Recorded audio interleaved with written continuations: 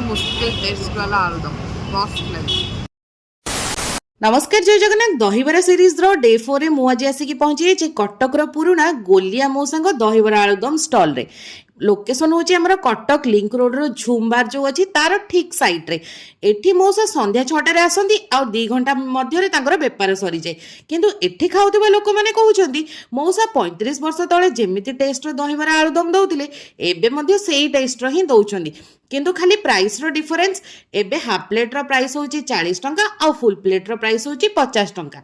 एतिकी कथा मध्य मौसा मते गोटे हाफ प्लेट रे बढ़ाई दिले, जोथरे कि थिला छोट छोट दहीबरा सहित पानी पानी वाला आलुदम आ फ्लेवरफुल घुगुनी, ता उपरे मौसांग हाथ तियारी सेव, जार टेस्ट मते बहुत ही बढ़िया लगिला। मु सीरियसली कहूची जदि कटक रो फेवरेट दहीबरा स्पॉट मते कह जाए आज ठारू मु एटा ही कहबी। आपण माने निहाती गोटे थर आसिकी खांतु, जम्मा भी डिसअपॉइंट हेबेनी से ग्यारंटी तो मु नउची।